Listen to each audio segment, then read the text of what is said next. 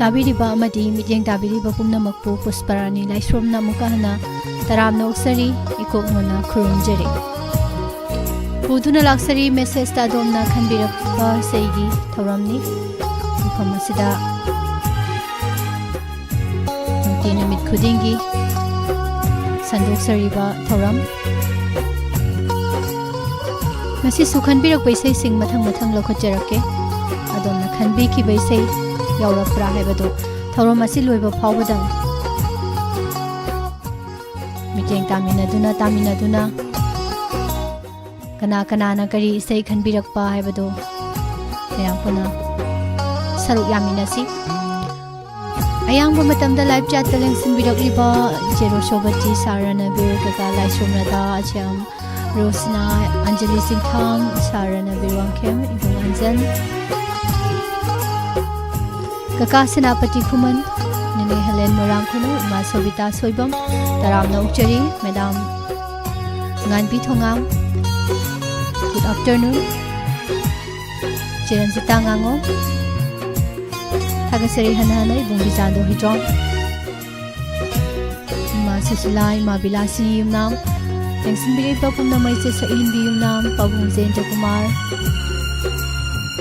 तराम नौसरी मा कारोंगी Sorok हैबंगी अंगौबी madam थौनाव जंपाकपी नितुलाई थागसरी पुमनमक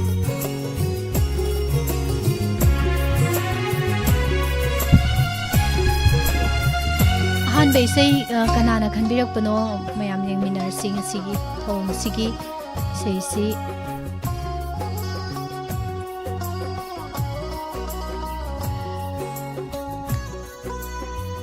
miss इसे अमत ताजगे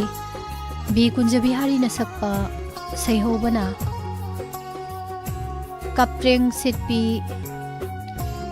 मेमा मतेक सिटपी बेमा हाइना सैहोबा इसेदो ताजगे ए तता तारंगिरोको सिसेजे खंजरकली बाई यारिपोक मालोमदगी KSS गंगा मयांगो पुना तामिनजगी मिसु याउना ना हाइबिरे मैडम गंगा की सही कप्त्रेंग सेटपी मेमा मतेक सेटपी बेमा सही मेक से फजदौरी इसै से फजदौरी हैबा मेक से फजबनिना को अदो येंगसी आई योइना हान बताजा दोइनी सही से अदो खुदोल तमजरे दाम गंगाना खनबिरकली बैसै होजाई नोबिनना सैरेंग बैसैनी बसन अमदि ओइनाम गीतना सैरांग बैसै खुदोल तमजरी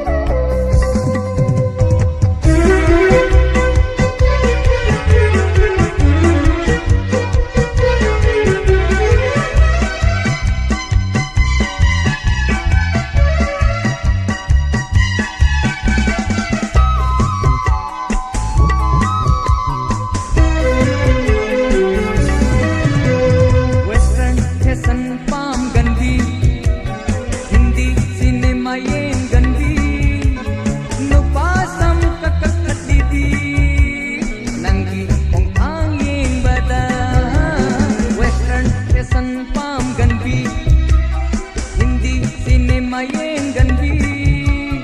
nupa samka katlidi nangi pongpang yengbada nangi model ku badayama hondai pakhang sing na jipsi mamai thongai nare kapreng seti mema mate seti ipema kapreng seti mema mate seti ipema sorok lam daw thokino banangi na taw badalan hen pakhang sing na kik nokilagani kapreng seti mema mate seti ipema kapreng seti mema hai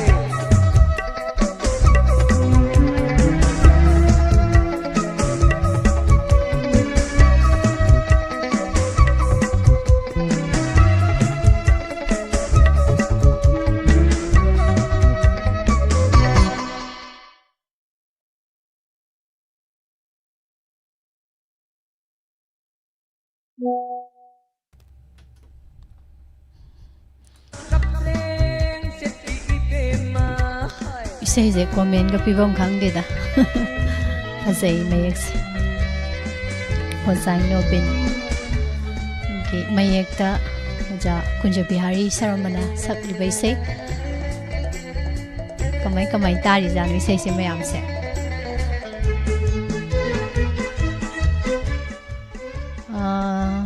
Ma Gurong silen Je Santi Laishom Thagachari Netulai Ibung MJ Said Khan Madam Ganga Khetri Mayum Isay Thabirak Pagi O Missy Madam Ganga na Khanbirak Pa Isay Mapu Yawbiram Bayam Noise Mr. James Bond Udaba Kuire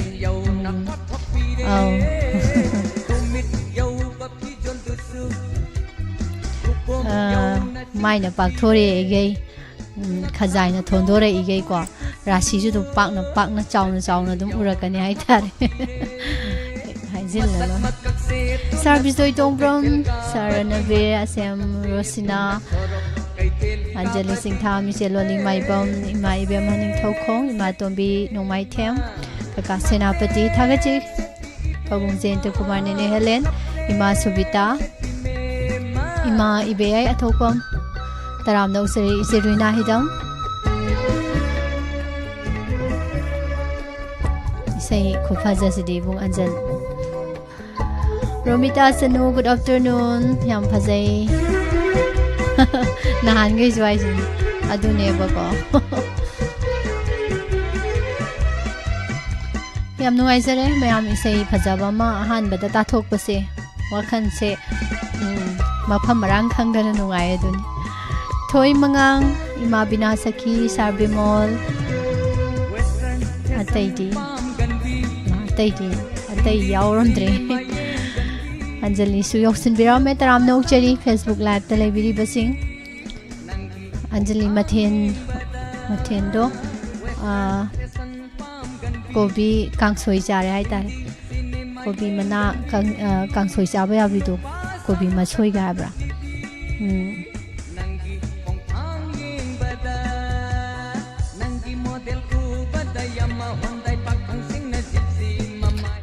Miss Isay Mata Khanjagi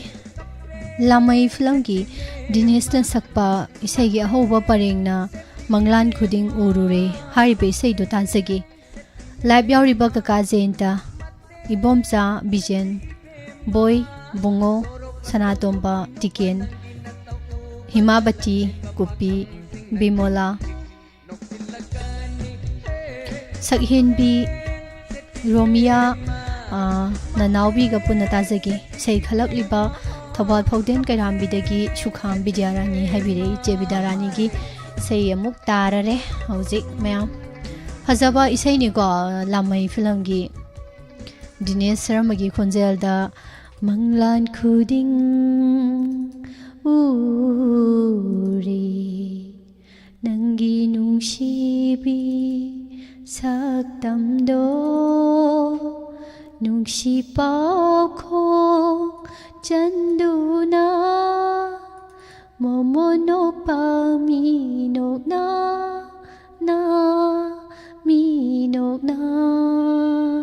ꯍꯩꯃ ꯑꯩꯅ ꯁꯛꯄꯁꯤꯁꯨ ꯐꯖ ꯂꯩꯔꯝꯕꯩ ꯋꯥꯔꯤꯅꯤ ꯑꯩꯗꯤ ꯉꯍꯥꯟꯈꯩꯕꯨ ꯈꯪꯕꯨ ꯈꯪꯉꯨꯗꯦ ꯏꯊꯟꯇ ꯇꯥꯕꯗ ꯌꯥꯝ ꯐꯖꯔꯝꯃꯦ ꯉꯁꯤꯗꯤ ꯏꯁꯩꯁꯦ ꯑꯩꯅ ꯉꯪꯕꯁꯤꯁꯨ ꯀꯣ ꯃꯌꯥꯝ ꯇꯥꯃꯤꯟꯅꯔꯁꯤ ꯏꯆꯦ ꯕꯤꯗ꯭ꯌꯥꯔꯥꯅꯤꯅ ꯈꯟꯕꯤꯔꯛꯂꯤꯕ ꯂꯥꯃꯩ ꯐꯤꯂꯝꯗꯒꯤ ꯑꯁꯥꯖꯤꯠ ꯑꯉꯣꯝꯆꯥꯅ ꯁꯩꯔꯦꯡꯕ ꯎꯀꯦꯜ ꯑꯃꯥꯛꯁꯝꯅ ꯁꯩꯔꯥꯡꯕ ꯗꯤꯅꯦꯁꯅ ꯁꯛꯂꯤꯕ ꯏꯁꯩ ꯈꯨꯗꯣꯜ ꯇꯝꯖꯩ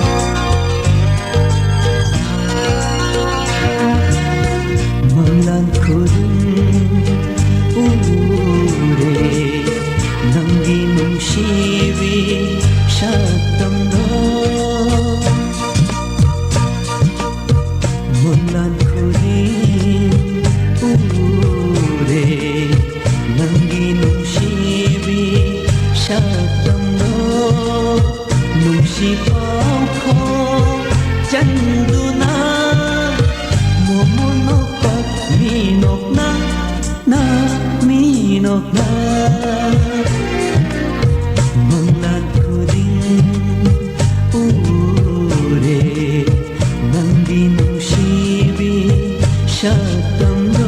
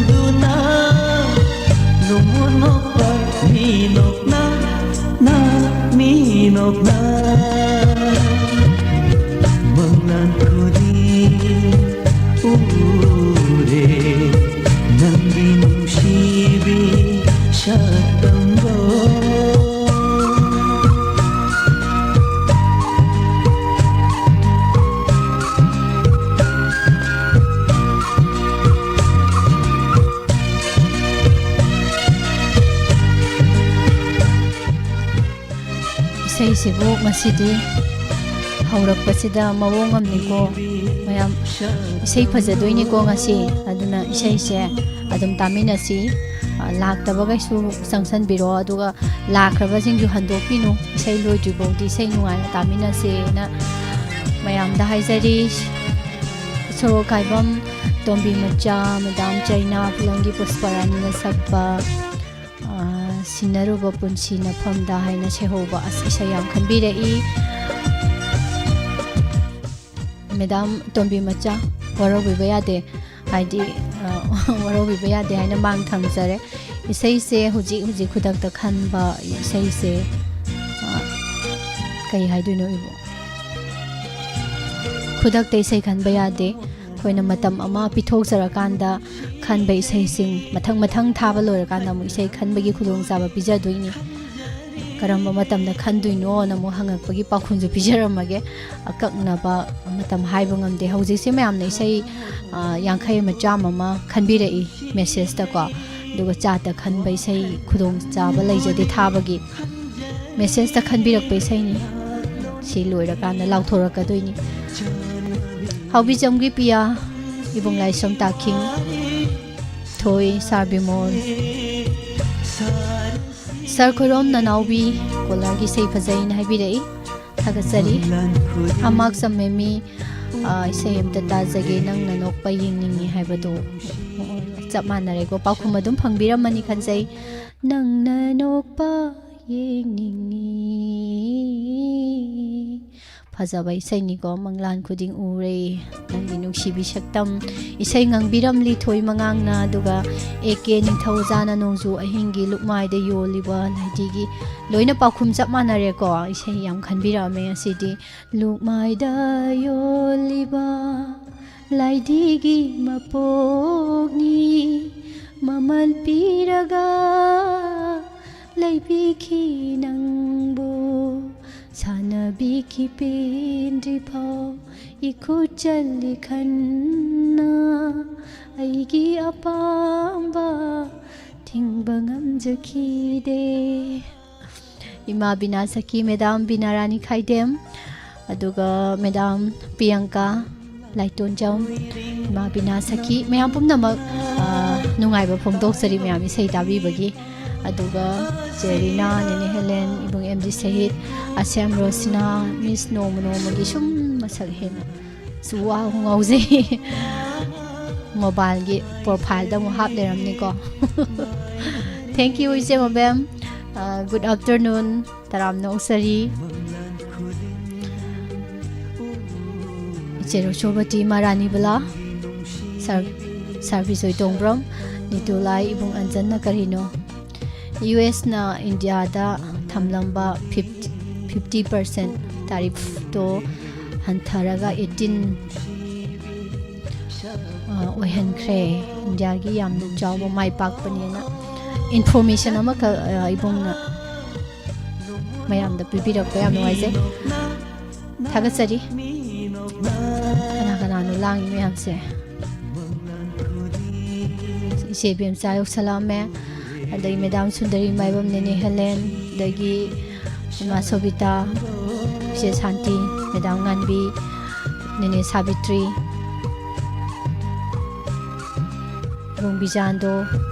ꯑꯟꯖꯂꯤ ꯄꯣꯠꯁꯪꯕꯝ ꯑꯩꯈꯣꯏꯒꯤ ꯀꯃꯦꯟꯁꯨ ꯃꯔꯛꯇꯁꯨ ꯄꯥꯊꯣꯛꯄꯤꯔꯛꯄꯗꯤ ꯑꯃꯨꯛꯀ ꯎꯖꯔꯦ ꯊꯦꯡꯛ ꯌꯨ ꯔꯦꯗꯤꯑꯣꯕꯨ ꯊꯋꯥꯏ ꯌꯥꯎꯖꯕ ꯑꯃꯅꯤ ꯏꯁꯩ ꯍꯥꯏꯕꯁꯤ ꯌꯥꯝ ꯄꯥꯝꯖꯩꯅ ꯍꯥꯏꯕꯤꯔꯛꯑꯦ ꯃꯦꯗꯥꯝ ꯑꯟꯖꯂꯤ ꯄꯣꯠꯁꯪꯕꯝ ꯌꯥꯝ ꯅꯨꯡꯉꯥꯏꯖꯩ ꯖꯣꯏꯟ ꯇꯧꯕꯤꯔꯛꯄ ꯃꯦꯁꯦꯖ ꯄ꯭ꯔꯣꯒ꯭ꯔꯥꯝꯗ ꯑꯩꯈꯣꯏꯒꯤ ꯃꯦꯝꯕꯔ ꯂꯤꯁꯇ ꯍꯥꯞꯆꯤꯟꯖꯔꯦ ꯍꯥꯏꯇꯥꯔꯦ ꯑꯗꯨꯅ ꯃꯔꯛꯇ ꯊꯣꯛꯄꯤꯔꯛꯎ ꯑꯁꯪꯕ ꯀꯥꯟꯗꯀꯣ ꯇꯟꯖꯥ ꯍꯦꯛ ꯐꯪꯕꯗ ꯃꯤꯁ ꯑꯩ ꯁꯤꯗ ꯂꯩꯔꯦꯅ ꯃꯤꯁꯇꯔ ꯖꯦꯝꯁ ꯕꯣꯟ ꯌꯥꯝ ꯅꯨꯡꯉꯥꯏ ꯃꯊꯪꯒꯤ ꯏꯁꯩ ꯑꯃꯨꯛ ꯇꯥꯊꯣꯛꯁꯤ ꯑꯗꯨꯗꯤ ꯀꯅꯥꯒꯤꯅꯣ ꯌꯦꯡꯊꯣꯛꯑꯒꯀꯣ ꯍꯥꯏ ꯃꯤꯁ ꯅꯨꯡꯁꯤꯕꯤ ꯒꯨꯗ ꯑꯐꯇꯔꯅꯨꯟ ꯃꯤꯁ ꯏꯁꯩ ꯑꯃꯇ ꯇꯥꯃꯤꯟꯅꯁꯤ ꯕꯣꯅꯤꯌꯝꯒꯤ ꯀꯨꯏꯔꯦ ꯃꯄꯥꯎ ꯇꯥꯗꯕ ꯍꯥꯏꯕ ꯏꯁꯩꯗꯣ ꯂꯥꯏꯚ ꯆꯥꯠꯇ ꯂꯩꯕꯤꯔꯤꯕ ꯃꯌꯥꯝ ꯋꯥꯍꯣꯡ ꯔꯦꯗꯤꯑꯣ ꯇꯥꯔꯤꯕ ꯃꯌꯥꯝꯒ ꯄꯨꯟꯅ ꯇꯥꯃꯤꯟꯅꯁꯤ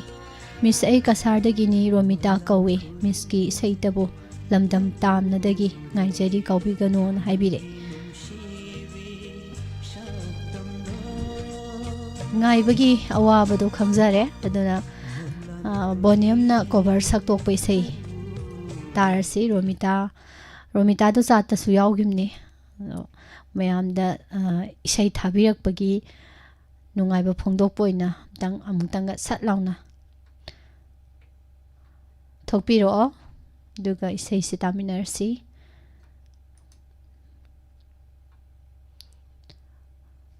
ꯔꯥꯁꯃꯅꯤ ꯈꯨꯟꯖꯥꯝꯕꯒꯤ ꯃꯌꯦꯛꯇ ꯑꯅꯟ ꯁꯂꯥꯏꯅ ꯅꯧꯅ ꯃ꯭ꯌꯨꯖꯤꯛ ꯗꯤꯔꯦꯛꯁꯟ ꯄꯤꯕꯤꯔꯤꯕ ꯏꯁꯩ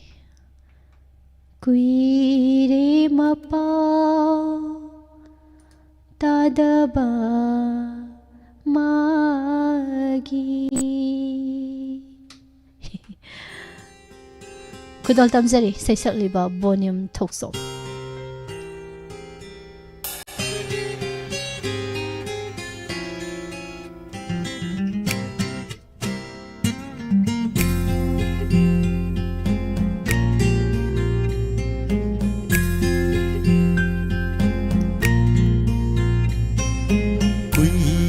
mapa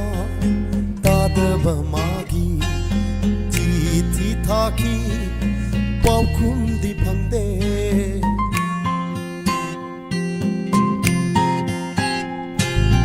kuire mapa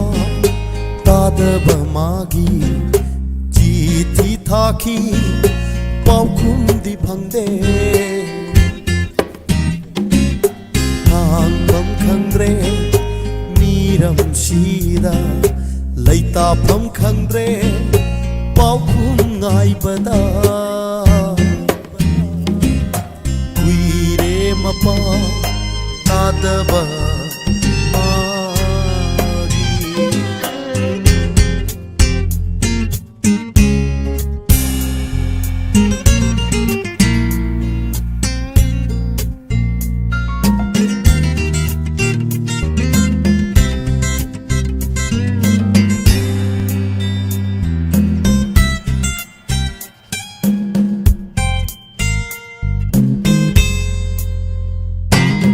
ꯃꯪꯂꯥꯟꯗꯁꯨ ꯇꯣꯏꯅ ꯎꯔꯝꯃꯤ ꯑꯋꯥꯕ ꯁꯛꯂꯣꯟꯗ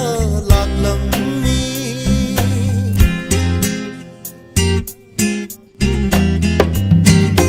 ꯀꯔꯤꯕꯨ ꯊꯣꯛꯂꯝꯗꯕ ꯆꯤꯡꯅꯖꯩ ꯀꯔꯝꯅ ꯂꯦꯜꯂꯝꯗꯕ ꯃꯤꯄꯥꯏꯖꯩ ꯆꯦꯛꯂꯥꯒꯤ ꯄꯨꯟꯁꯤ ꯑꯣꯏꯔꯝꯂꯕ ꯆꯤꯡꯂꯣꯂꯥꯅ ꯄꯥꯏꯔꯝꯒꯅꯤ ꯅꯨꯡꯁꯤ ꯆꯦꯡꯂꯧ ꯌꯦꯡꯖꯔꯒ ꯑꯋꯥꯕ ꯀꯣꯡꯒꯥꯏ ꯀꯣꯛꯂꯝꯒꯅꯤ ꯀꯨꯏꯔꯦ ꯃꯄꯥꯎ ꯇꯥꯗꯕ ꯃꯥꯒꯤ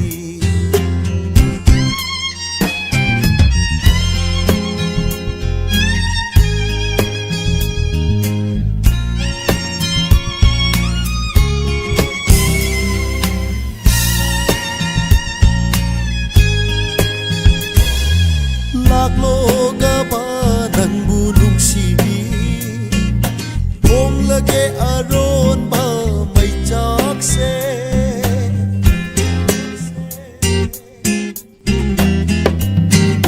ꯁꯃꯨꯗ꯭ꯔꯒꯤ ꯇꯣꯔꯕꯥꯟ ꯈꯨꯗꯤꯡꯗ ꯈꯨꯁꯝꯅ ꯆꯠꯃꯤꯟꯅꯁꯤ ꯑꯃꯨꯛꯇꯪ ꯑꯋꯥ ꯅꯨꯡꯉꯥꯏ ꯋꯥꯔꯤ ꯁꯥꯃꯤꯟꯅ ꯄꯨꯛꯅꯤꯡ ꯏꯄꯥꯎ ꯇꯝꯂꯒꯦ ꯄꯦꯟꯅ ꯀꯨꯃꯣꯟ ꯀꯌꯥ ꯄꯨꯔꯛꯇ꯭ꯔꯦ ꯅꯪꯕꯨ ꯏꯗꯣꯝꯇꯔ ꯂꯦꯜꯂꯛꯄ ꯋꯥꯔꯦ ꯀꯨꯏꯔꯦ ꯃꯄꯥꯎ ꯇꯥꯗꯕ ꯃꯥꯒꯤ ꯀꯨꯏꯔꯦ ꯃꯄꯥꯎ ꯇꯥꯗꯕ ꯃꯥꯒꯤ ꯆꯤꯊꯤ ꯊꯥꯈꯤ ꯄꯥꯎꯈꯨꯝꯗꯤ ꯐꯪꯗꯦ ꯈꯥꯡꯐꯝ ꯈꯪꯗꯦ ꯃꯤꯔꯝꯁꯤꯗ ꯂꯩꯇꯥꯐꯝ ꯈꯪꯗ꯭ꯔꯦ ꯄꯥꯎꯈꯨꯝ ꯉꯥꯏꯕꯗ ꯀꯨꯏꯔꯦ ꯃꯄꯥꯎ ꯇꯥꯗꯕ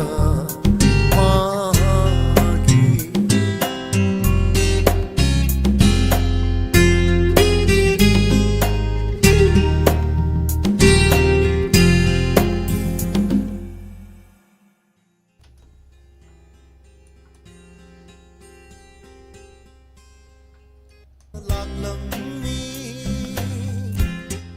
थागसरी madam थांजम Sandhyarani lemma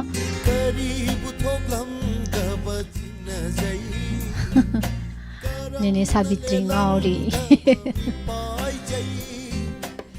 madam Prabha नोंथोंबम तराम Nausari सारनवीर नेने हेलेन सुंदरी माइबम थागचरी हनाना इमा ngौबी कारोंगी रोमिता सनु इसै मपु यावबिरे याम नुंगाई चे छजम इबेमसा असम रोसिना चेरो सोबती मैडम सुचित्रा अदुगा मैडम गीता थोंगा गुड आफ्टरनून चेरिना हिदम इबुंग अंजन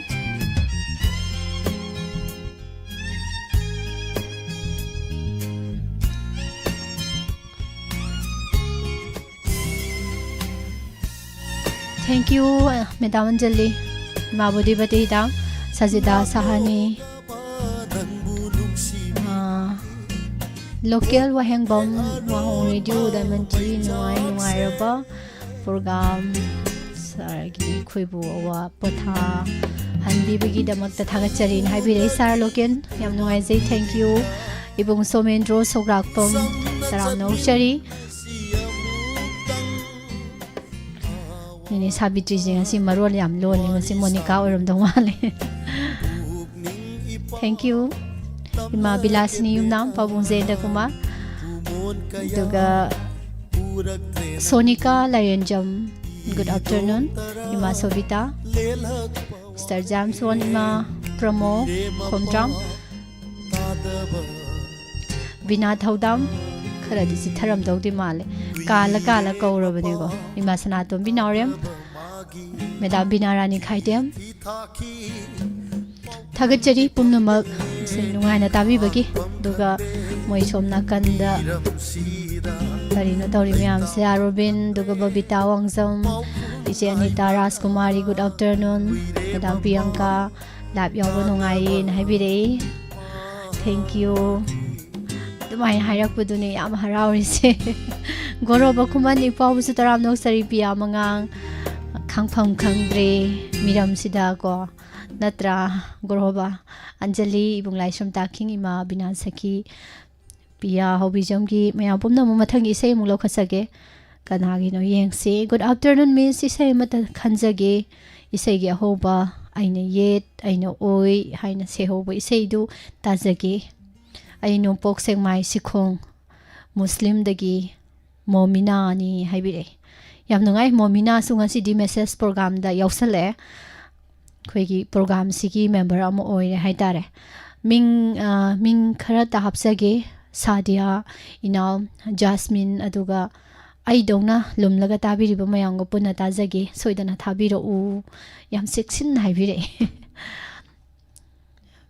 याम नुंगाई जे मयाव आइने ये ओइदा फम हाइब्रा आइना ने हाइबको फजबा इसैने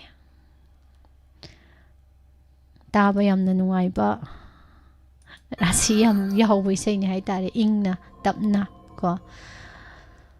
इसै से उछिन सोइबमगा चनु सुखामगा निपुना सकमिनरिबा उछिन Soibam सैसकलिबा मसामकी मेक्ता Raju मुतुमना Sairang इसैने खुदल तमसरी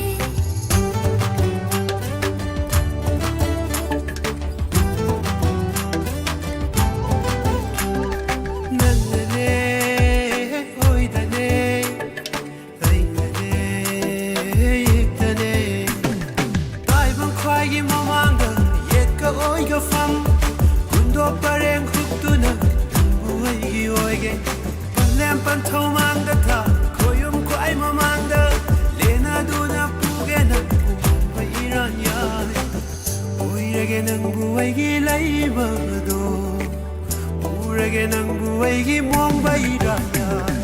nang ne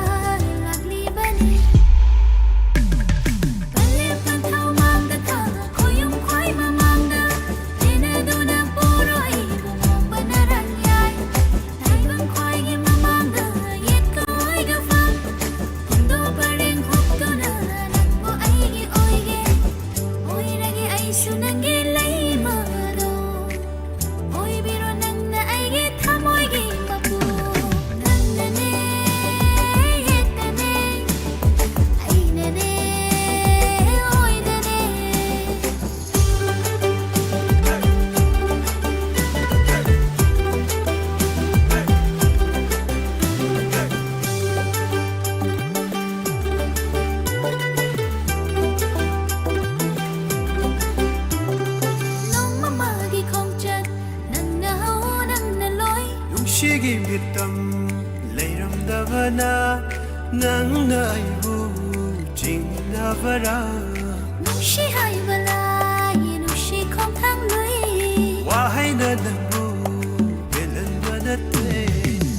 어복더룩다 낭나 방가다바 누시바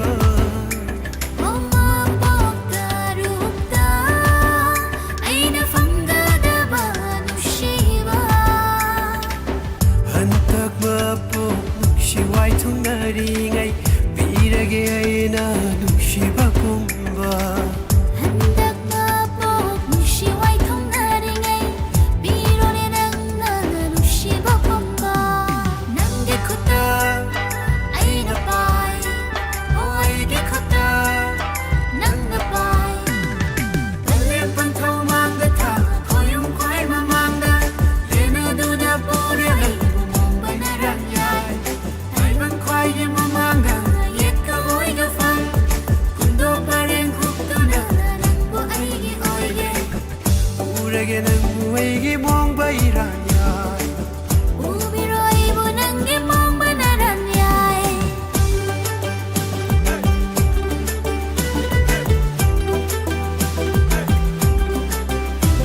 Stay đây chứ quay sang anh hè.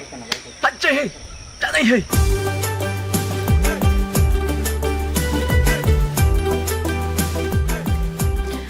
Nasiki isai loi phajai ko ado isai je mayam se isai gi comment je background oina chatle ko aina sumjeng akpada isai gi isai phajai gi makha je background la ai hai tare adubu mayam thank you ima riba mem cha taram no chari thagachari maro yam lo le ngasi de thagachari isai khan birak liba mayam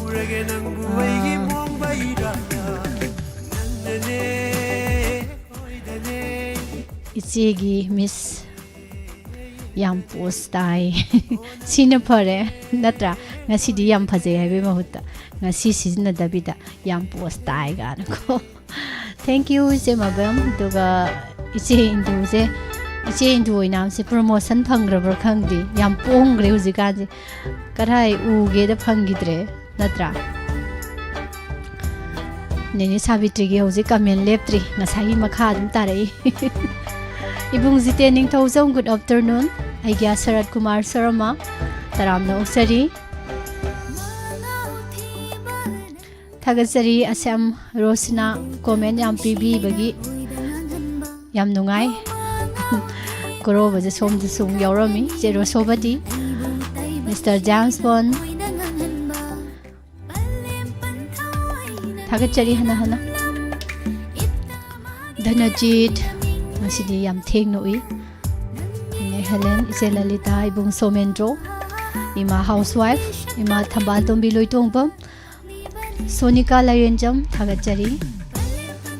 Arvin Nongmai Them ꯅꯤꯡꯊꯧꯖꯝꯒꯤ ꯀꯗꯥꯏ ꯃꯥꯡꯈ꯭ꯔꯦ ꯄ꯭ꯔꯃꯤꯇꯥ ꯅꯤꯡꯊꯧꯖꯝ ꯇꯔꯥꯝꯅ ꯎꯆꯔꯤ ꯏꯆꯦ ꯑꯁꯥꯂꯇꯥ ꯁꯨꯔꯣꯡꯕꯝ ꯊꯥꯒꯠꯆꯔꯤ ꯏꯃꯥ ꯃꯦꯝꯇꯣꯟ ꯌꯥꯝꯕꯦꯝ ꯇꯣ ꯀꯣꯃꯦꯟꯁꯦ background ꯆꯠꯂꯦꯀꯣ ꯏꯃꯥ ꯁꯅꯥꯇꯣꯝꯕꯤ ꯑꯗꯨꯒ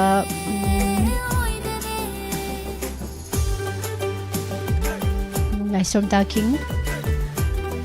ꯀꯤꯁꯟ ꯂꯥꯏꯁ꯭ꯔꯣꯝ ꯇꯔꯥꯝꯅ ꯎꯆꯔꯤ good afternoon ꯏꯃꯥ ꯕꯤꯅꯥ ꯁꯈꯤ ꯒꯣꯔꯣꯕꯥ ꯃꯣꯏ ꯁꯣꯝꯒꯤꯁꯦ ꯃꯤ ꯃꯃꯤꯡꯁꯦ ꯃꯤ ꯃꯁꯤꯡ ꯍꯦꯟꯒꯠꯂꯁꯨ ꯃꯃꯤꯡꯗꯤ ꯍꯦꯟꯒꯠꯇꯕ ꯀꯃꯥꯏꯅ ꯇꯧꯔꯤꯅꯣ ꯈꯪꯗꯦ ꯑꯗꯣ ꯃꯊꯪꯒꯤ ꯏꯁꯩꯁꯤ ꯑꯃꯨꯛ ꯌꯦꯡꯉꯁꯤꯀꯣ ꯀꯅꯥꯒꯤꯅꯣ ꯀꯔꯤ ꯏꯁꯩ ꯈꯟꯕꯤꯔꯛꯀꯦ ꯍꯥꯏꯕꯗꯣ ꯏꯆꯦꯃ ꯑꯧ ꯁꯤꯒꯤ ꯏꯁꯩꯁꯤ ꯊꯥꯕꯤꯔꯛꯎ ꯀꯣ ꯍꯥꯏꯕꯤꯔꯛꯑꯦ ꯀꯔꯤ ꯏꯁꯩꯅꯣꯅꯦ ꯐꯤꯂꯝ ꯂꯝꯖꯥ ꯄ꯭ꯔꯁꯨꯔꯥꯝ 1947 이마기 ममौ नुक्सिबी vocalist खुन Jaikumar and arambam jamuna isai khanjaraklibai tyrus miot pida dedicate chauga machobiga da tauzare isai se ise su yauna puna taminarsi today is beautiful ma today di akoi laude ko today di laude wahong radio bu full support tauzari na haibire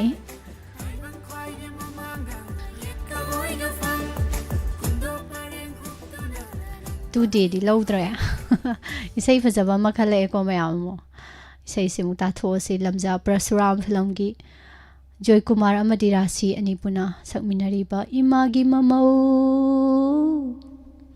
ai hak pu thajau imagi mamau ai hak pu thajau makhadi somda leire ai hak pu thajau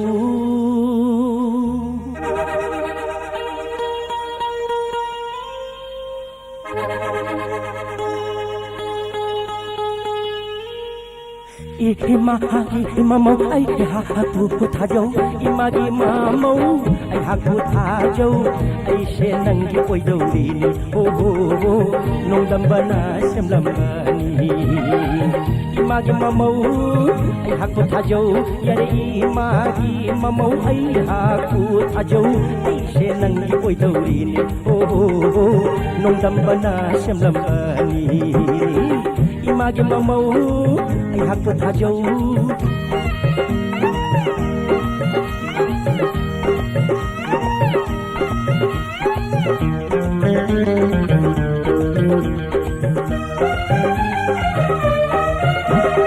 chaure hena bhajare sugale hena nungsire oh chaure hena bhajare sugale hena oh hena oh hena nungsire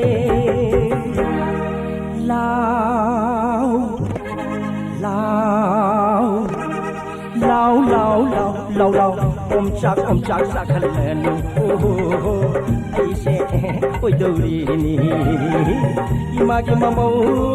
ai haku thajau yare imagi mamau ai haku thajau ai se nangi oi dori ni oh nong dambana semlambani imagi mamau ai haku thajau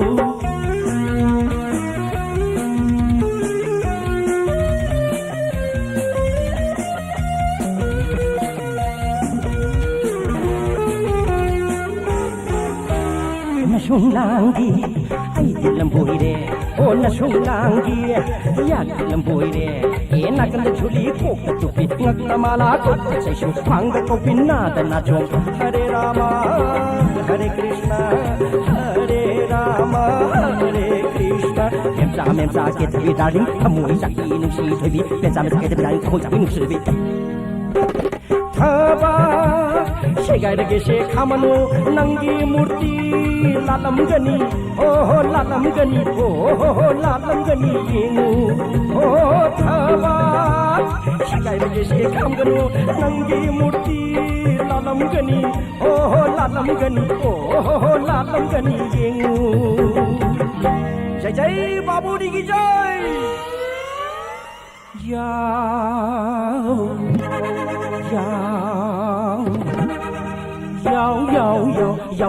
चुली नमखाई रो हो कौ pen मुनगे मुनबीरो इमा ममौ आई हाकु थाजौ अरे अदुदी नंगना चा थोंबा आइना office काबा होय नंगना फौसुबा आइना कोइबा चटबा होयने नंगना आंगां लौबा आइना सिनेमा येंबा नसानि यारब्रा ओ यारे या जरे नंगना हाइबा मखै ओ हाइरी मखै ओ हाइबा मखै इंजगे ओ यारे या जरे नंगना हाइबा मखै ओ हाइरी मखै ओ हाइबा मखै इंजगे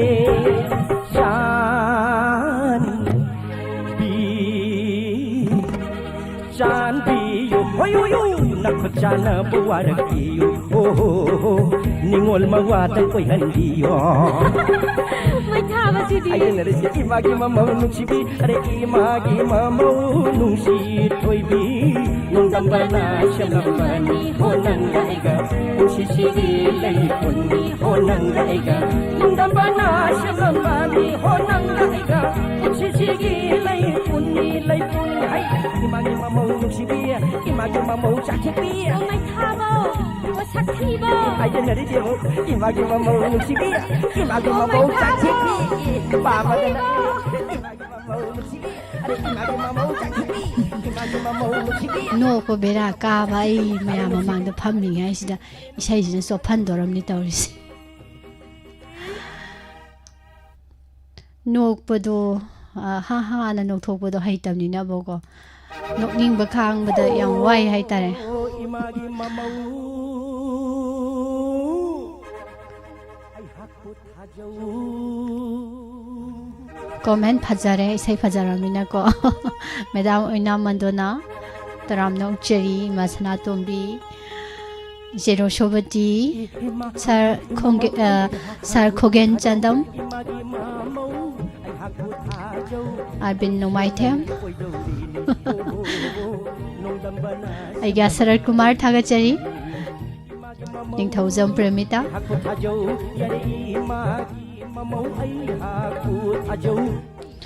कमेंट पाबा नतबको मिंगजे पागे तबजे पाबम खंगद्रिबो इचे बेमजाना करिनो हारिजे तोंब्रम इमारंजना इचे इंदु इबुंग अंजन खंगदेदा इचन लाइसोम इमा इबेम मनिंगथौखो मैडम रीता हाविजम थागचरी पाबुंग जेंता नेने सोमोला समरेलातपम इबुंग प्रेमजित हुइद्रोम लेंसिन बिरकलिबा मयाम पुमनमक इचे सोफिया गुड आफ्टरनून कका लाइसोम रदा इमा थंबाल तोंबी सेलोली पदमा मिस्टर जाम्स बॉन थागचरी हना हना मयाम पुमनमक येंबगी लोइनाइद्रे पेनबा लेइत्रे दुनी अइना हापचिनबा याबाबु सि वाइ जिंजि ख गाइरे नुंगाइबा मतांगनि मुदनि दाइनाजित नुंगाइद्रे सैसा याम नुंगाइ थागचरी हनाना मयाम पुमनम सेन लुवांगसा मिस्टर जेम्स बॉन इमा प्रेमिता युंखाइबम मासना तोबी सोम नाकनगी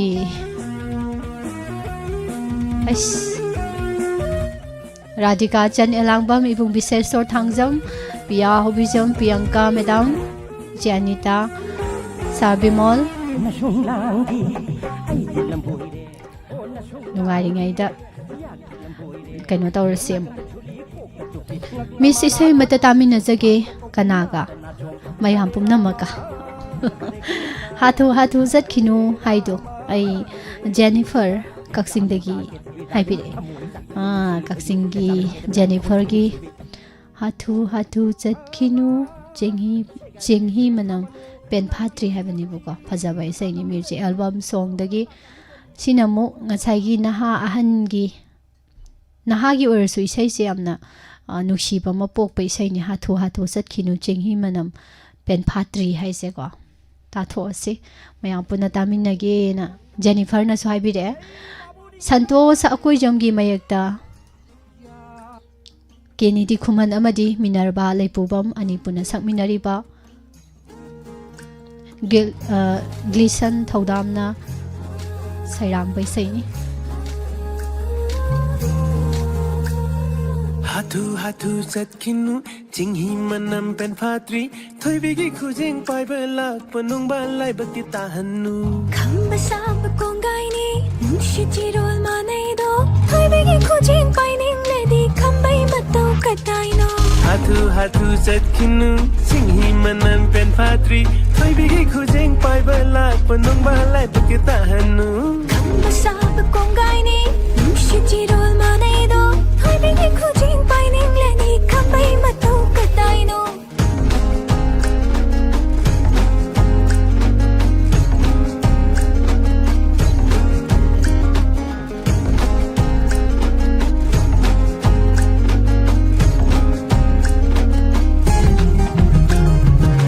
Pongida leirang nang se pongida leirang nang se pongida Korong nang hamza balik lagi fajaba leirang chutam lami laiman mapuna pongba thadok lo loi nai mapuk ni ho ngangida khoi mo nang shu ngangida khoi mo nang shu ngangida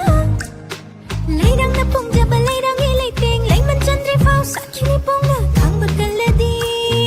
humen phangbani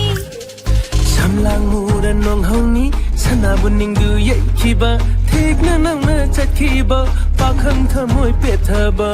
fit ka fit yeng lanu koro ma su chang khani tai bang shin tha tau ning da ba thamoi lim pun put ngam loi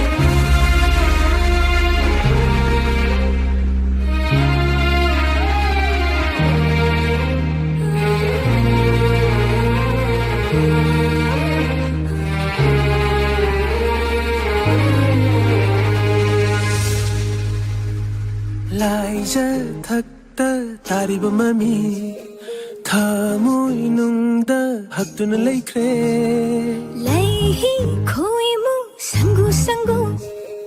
thamoi pira di kana da pini pamjaba laptegi nung si jai ai thak na ngam jaba kana na paisa nu khujeng se pamjaba laptegi nung si jai ai thak na ngam jaba kana na paisa nu khujeng se he oi re ai si nang gi oi re ngau je re thamoi su pan tung khom ama phang le sagat kino banglan soi da ne kai jeni wari ngai hak sabat thamoi pi banatri Hatu hatu chatkinu singhi manam pen phatri thoibigi khujeng pai belak panung balai bakti tahanu khamba sab kongai ni nushi chirol manai do thoibigi khujeng pai ning ledi khambai matau katai no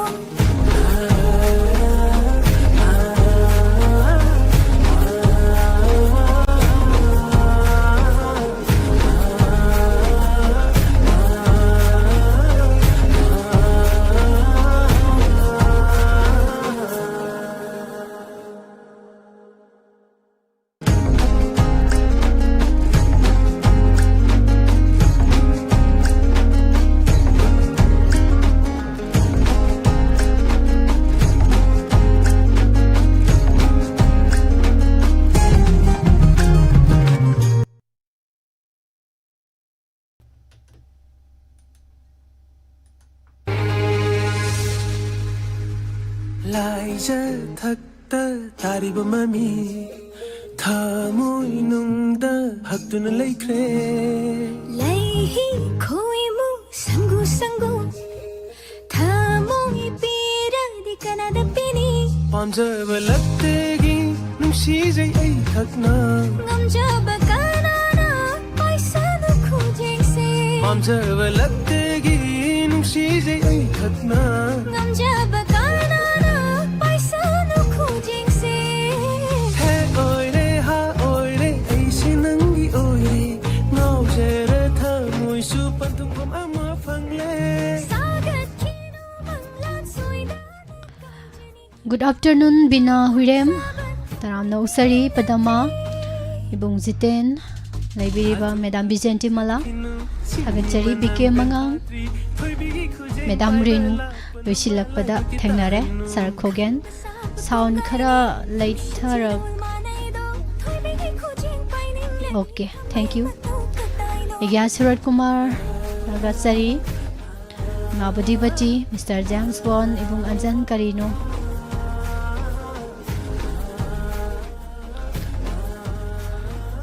Nitulai, Thagachari, Nithojom Pramita Devi. Atay di nga say leho budo nga tanida ko. Ijelang nito na sem. Aduga.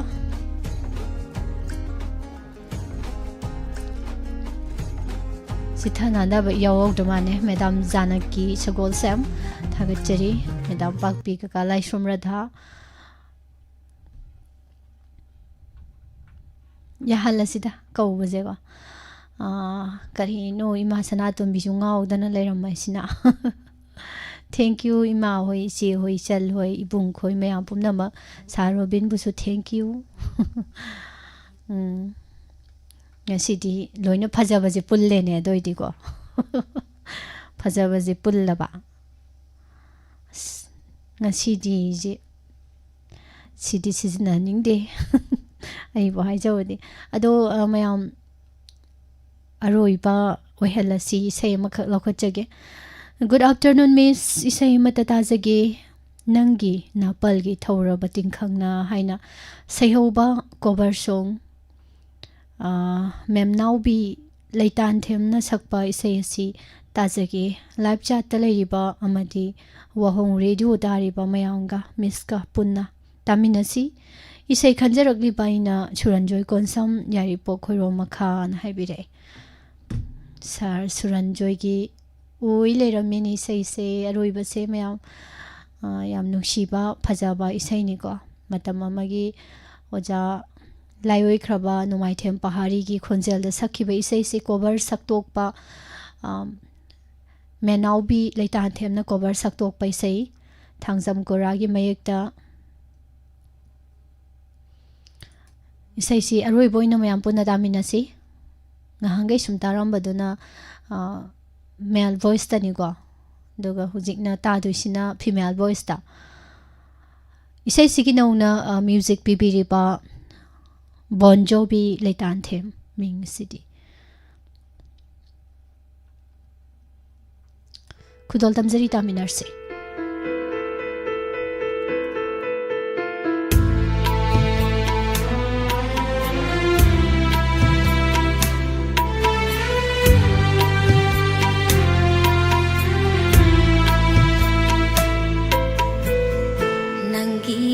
Balgi thora ba ting khana kan tha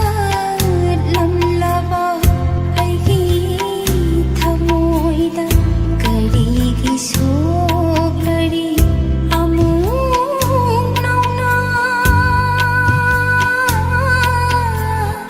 hu taira ba nangi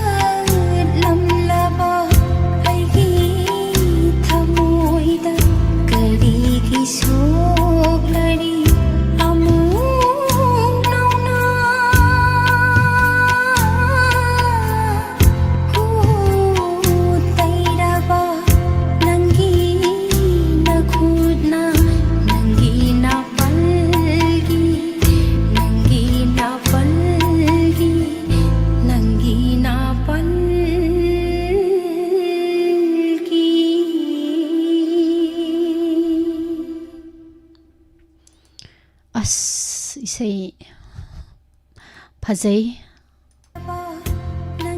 थौना खर मांग्री इसैसे तारबदगी permit मंगांग कनोनी इसै खनबै नुमिसे अकक्नबा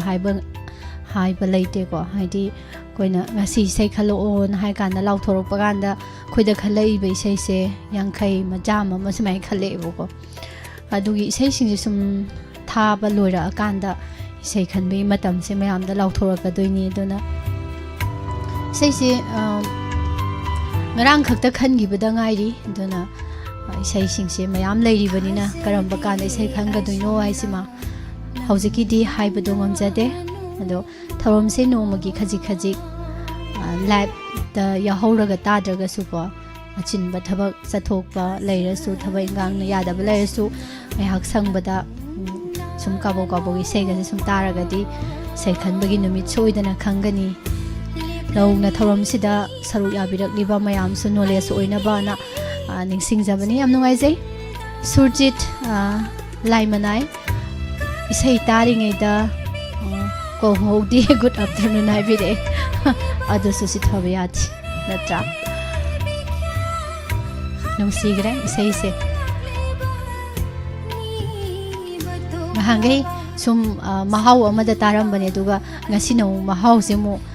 tongan ba ma phange ai tare ko isai sige female voice ta tarak pasida asarani good afternoon pabung Jayanta Kumar Imanabi Berjeshwari Taramna Ukchari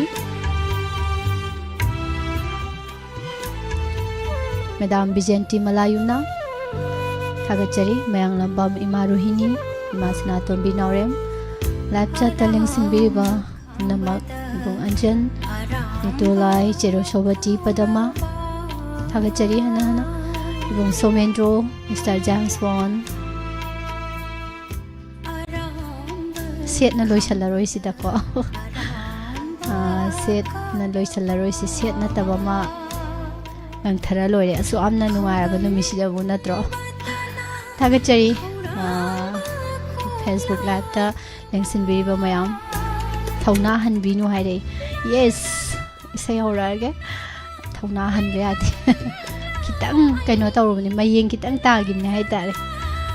jar wang khalama ga ko jar raw haidagi do dui tap ado music se tab dai di amu jar raw ne henkala ani na khalli mayam su duga ai isha su khudol tab zarage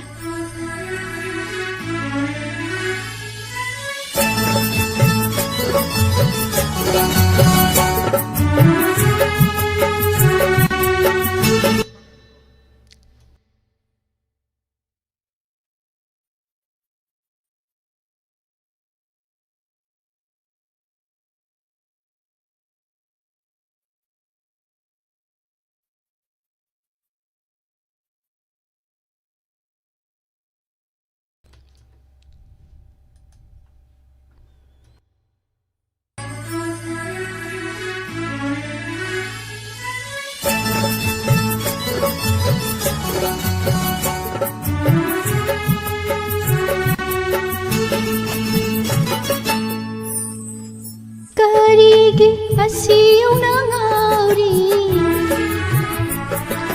Nungsibana aibo Ngaw haliba asyum Oy hali ay hakpo Nungsiba surda ngaw sabi Sumhat pa surda ngaw sabi Nungsiba surda ngaw sabi Sumhat pa surda ngaw sabi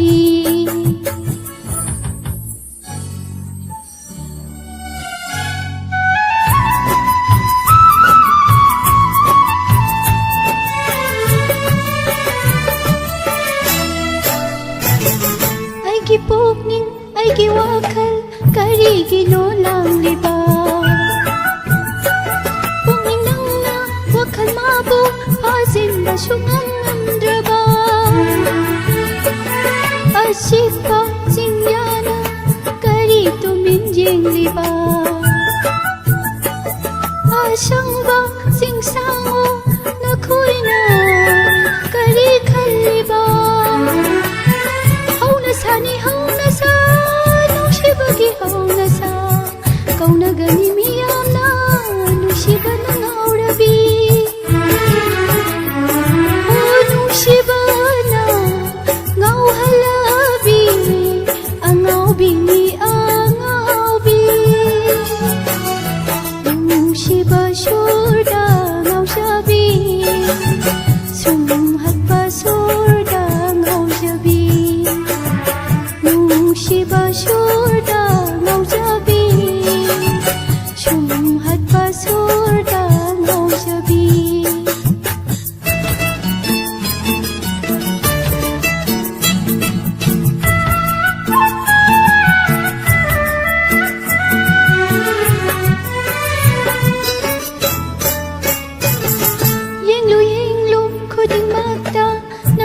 ꯇꯕꯨ ꯎꯅꯤꯡꯉꯤ ꯃꯪꯂꯥꯟꯁꯨ ꯇꯥꯏꯕꯪꯁꯨ ꯅꯅꯥꯛꯇꯗ ꯂꯩꯅꯤꯡꯉꯤ ꯏꯪꯅ ꯇꯞꯅ ꯂꯩꯖꯔꯝꯕ ꯑꯩꯒꯤ ꯄꯨꯛꯅꯤꯡ ꯋꯥꯈꯜ ꯄꯣꯊꯥꯐꯝ ꯈꯪꯍꯟꯗꯦ ꯅꯪꯒꯤ ꯅꯨꯡꯁꯤ ꯋꯥꯈꯜꯗ ꯈꯜꯂꯨꯕꯁꯨ ꯉꯝꯃꯨꯗꯦ ꯂꯥꯝꯕꯁꯨ ꯐꯪꯂꯨꯗे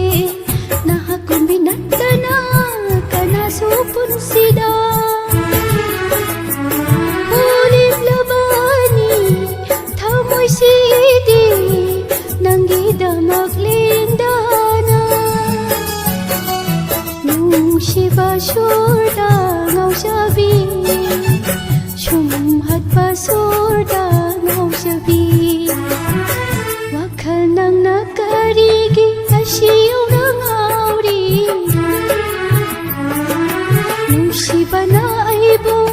ꯉꯥꯎꯍꯜꯂꯤꯕ ꯑꯁꯨꯝ ꯑꯣꯏꯍꯜꯂꯤ ꯑꯩꯍꯥꯛꯄꯨ ꯅꯨꯡꯁꯤꯕ ꯁꯨꯔꯗ ꯉꯥꯎꯖꯕꯤ ꯁꯨꯝꯍꯠꯄ ꯁꯨꯔꯗ ꯉꯥꯎꯖꯕꯤ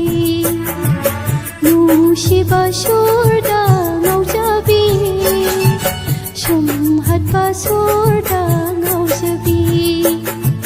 ꯁꯨꯝꯍꯠꯄ ꯁꯨꯔꯗ ꯉꯥꯎꯖꯕꯤ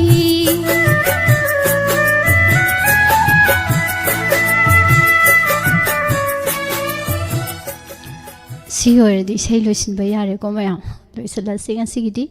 ꯄꯨꯝꯅꯃꯛꯄꯨ ꯍꯟꯅ ꯍꯟꯅ ꯊꯥꯒꯠꯄ ꯐꯣꯡꯗꯣꯛꯆꯔꯤ ꯉꯁꯤꯒꯤ ꯊꯧꯔꯝ ꯑꯁꯤꯗ ꯁꯔꯨꯛ ꯌꯥꯕꯤꯔꯤꯕ ꯂꯣꯏꯅꯅ ꯏꯁꯩ ꯈꯟꯕꯤꯔꯛꯈꯤꯕꯁꯤꯡ ꯍꯟꯅ ꯍꯟꯅ ꯊꯥꯒꯠꯄ ꯐꯣꯡꯗꯣꯛꯆꯔꯤ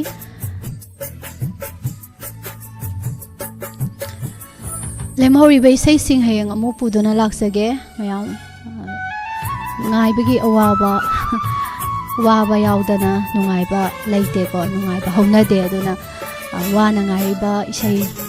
ꯍꯌꯦꯡ ꯀꯅꯥ ꯀꯅꯥꯒꯤ ꯂꯥꯏꯕꯛ ꯐꯕ ꯅꯨꯃꯤꯠ ꯑꯣꯏꯒꯦ ꯀꯔꯤ ꯀꯔꯤ ꯏꯁꯩ ꯈꯟꯕꯤꯔꯛꯈꯤꯕꯒꯦ ꯍꯥꯏꯕꯗꯣ ꯍꯌꯦꯡ ꯄꯨꯡꯐꯝꯁꯤꯗ ꯑꯃꯨꯛ ꯃꯌꯥꯝꯒ ꯂꯣꯏꯅꯅ ꯊꯧꯔꯝꯁꯤꯗ ꯁꯔꯨꯛ ꯌꯥꯃꯤꯟꯅꯗꯅ ꯅꯨꯡꯉꯥꯏꯅ ꯇꯥꯃꯤꯟꯅꯁꯤ ꯍꯥꯏꯕꯒ ꯂꯣꯏꯅꯅ ꯃꯈꯥ ꯇꯥꯔꯛꯄ ꯊꯧꯔꯝꯁꯤꯡ ꯅꯨꯡꯉꯥꯏꯅ ꯇꯥꯃꯤꯟꯅꯔꯁꯤ ꯉꯁꯤꯒꯤ ꯃꯦꯁꯦꯖꯇ ꯈꯟꯕꯤꯔꯛꯄ ꯏꯁꯩꯒꯤ ꯊꯧꯔꯝꯒꯤ ꯑꯣꯏꯅꯗꯤ ꯂꯣꯏꯁꯤꯟꯖꯕꯒꯤ ꯑꯌꯥꯕꯗꯣ ꯃꯌꯥꯝꯗꯒꯤ ꯂꯧꯖꯔꯤ ꯊꯦꯡꯛ ꯌꯨ ꯃꯌꯥꯝ ꯀꯣꯃꯦꯟ ꯌꯥꯝ ꯌꯥꯝꯕꯅꯤꯅ ꯂꯣꯏꯅꯃꯛ ꯄꯥꯖꯔꯔꯣꯏ ꯃꯌꯥꯝꯅ ꯄꯨꯛꯅꯤꯡ ꯊꯧꯒꯠꯄꯤꯕ ꯂꯣꯏꯅ ꯎꯖꯩ ꯂꯣꯏꯅ ꯈꯪꯖꯩ ꯊꯦꯡꯛ ꯌꯨ ꯍꯥꯏꯖꯔꯤ ꯍꯌꯦꯡ ꯐꯪꯁꯟ ꯂꯩꯀꯣ ꯀꯥꯎꯔꯦ ꯍꯌꯦꯡ ꯂꯤꯁꯅꯔ ꯃꯤꯠ ꯋꯥꯍꯣꯡ ꯔꯦꯗꯤꯑꯣ ꯗꯥꯏꯃꯟ ꯇꯤꯚꯤꯒꯤ ꯂꯤꯁꯅꯔ ꯃꯤꯠꯁꯤꯗ ꯃꯌꯥꯝ ꯂꯥꯛꯄ ꯌꯥꯕꯒꯤ ꯈꯨꯗꯣꯡꯆꯥꯕ ꯂꯩꯕꯤꯕꯒꯩꯅ ꯍꯥꯏꯇꯥꯔꯦ ꯂꯥꯛꯄꯤꯌꯨ ꯁꯔꯨꯛ ꯌꯥꯕꯤꯌꯨ ꯑꯩꯈꯣꯏ ꯃꯌꯥꯝ ꯑꯃꯒ ꯑꯃꯒ ꯁꯛꯈꯪ ꯃꯥꯏꯈꯪꯅꯗꯅ ꯀꯣ ꯔꯦꯗꯤꯑꯣꯁꯦ ꯇꯥꯔꯒ ꯑꯄꯦꯟꯕ ꯅꯨꯡꯉꯥꯏꯕ ꯉꯥꯏꯍꯥꯛ ꯄꯣꯊꯥꯔꯤꯕ ꯃꯌꯥꯝ ꯑꯩꯈꯣꯏꯁꯨꯅꯤ ꯑꯩꯈꯣꯏꯒꯤꯁꯨ ꯁꯔꯨꯛ ꯌꯥꯎꯔꯤ ꯍꯥꯏꯕꯗꯣ ꯍꯌꯦꯡꯒꯤ ꯂꯤꯁꯅꯔ ꯃꯤꯠ ꯑꯁꯤꯗ ꯂꯦꯡꯕꯤꯔꯛꯇꯅꯀꯣ ꯃꯌꯥꯝ ꯅꯨꯡꯉꯥꯏꯕꯗꯨꯁꯨ ꯃꯈꯥ ꯇꯥꯅ ꯐꯣꯡꯗꯣꯛꯃꯤꯟꯅꯁꯤ ꯄꯨꯝꯅꯃꯛꯄꯨ ꯉꯁꯤꯒꯤ ꯑꯣꯏꯅꯗꯤ ꯃꯦꯁꯦꯖꯇ ꯈꯟꯕꯤꯔꯛꯄ ꯏꯁꯩꯒꯤ ꯊꯧꯔꯝ ꯂꯣꯏꯁꯤꯟꯖꯔꯤ ꯄꯨꯁꯄꯔꯥꯅꯤ ꯂꯥꯏꯁ꯭ꯔꯝꯅ ꯑꯃꯨꯛꯀ ꯍꯟꯅ ꯈꯨꯔꯨꯝꯖꯔꯤ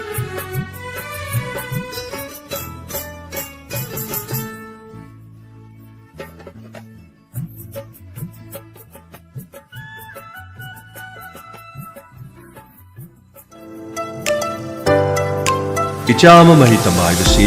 MA ꯗꯣꯛꯇꯔ ꯏꯟꯖꯤꯅꯤꯌꯥꯔꯤꯡ ꯂꯣꯏꯕꯗ ꯃꯁꯥꯒꯤ ꯆꯍꯤ 15 ꯐꯥꯎꯕꯗꯤ ꯃꯍꯩ ꯇꯝꯕꯗ ꯑꯗꯨꯝ ꯂꯣꯏꯈꯤ ꯃꯇꯝ ꯑꯁꯤꯗ ꯃꯍꯩ ꯇꯝꯂꯤꯕ ꯏꯆꯥꯅ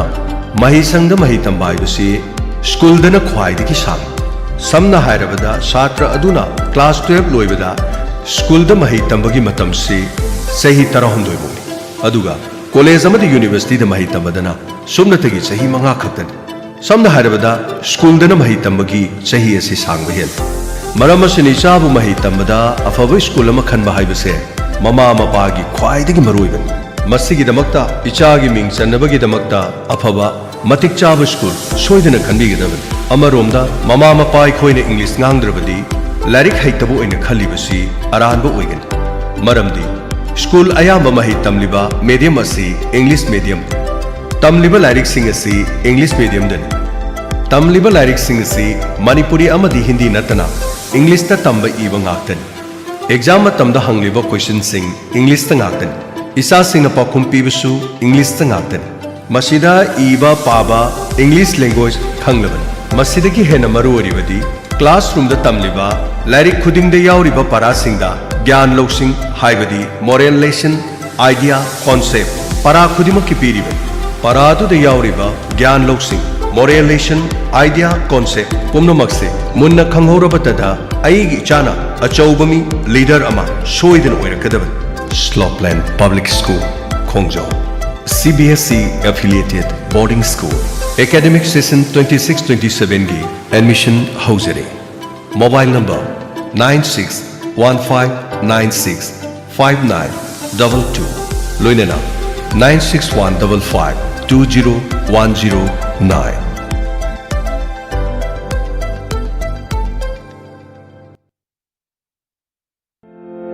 Admission open.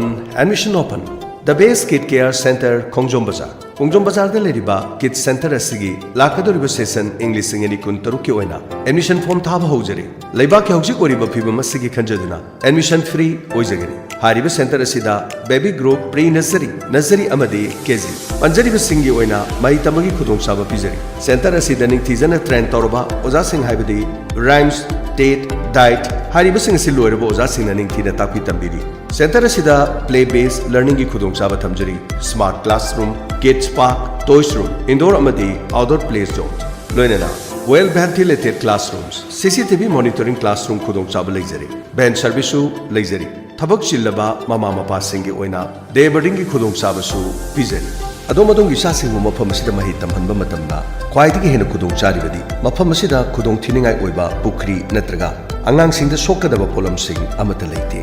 Nil khomudagi lapthoklaba mahi masing tambagi khwaidagi faraba mafam amani. Akopa marol gedama call to view 8731 005400 Loinan 8119074431 Lengsin Biro The Base Kids Care Center Khongjom Bazaar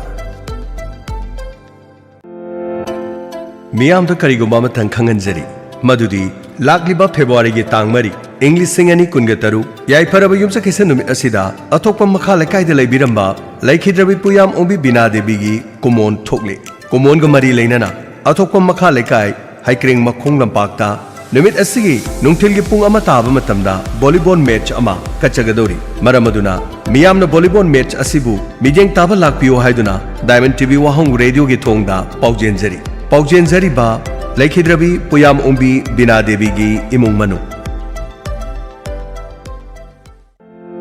Yening Coaching Center YCC Thoba Hauka Asem Lampa Mafam asida Sainik Nabodia RMD Amadi Atopa Class 6 tagina 9 Phawagi Competitive Exams singidama Mausangna coaching ki khudongchaba pijari Yening Coaching Center ki achievement singdi First position in Class 9 State Topper First topper in State Girls category First topper in OBC category First topper in Defense category Loinana Shatra chamagi mathakta Sainik Amadi Nabodia Puthokraba Coaching Center amani Mafam asida takpi tambiriba singasi matam amagi JNB Thobalgi student ngakani akang naba sit masing first phase ki oina masing nifu loinana second phase ki oina masing nifu oizagani English singani kungataru kuntaret session asigi dama form thaba haujani eligibility na class 3 pass amadi masigi matha screening test first phase ki oina langliba December ki tang 13 English singani kunmanga second phase na January ki tang kunmanga English singani kungataru mafamna thawal haukhada leijariba mafam asida pangthokjagani pass tawgi changna 87% loinana session na January ki last week tagi haujagani relief camta lairiba satra singidama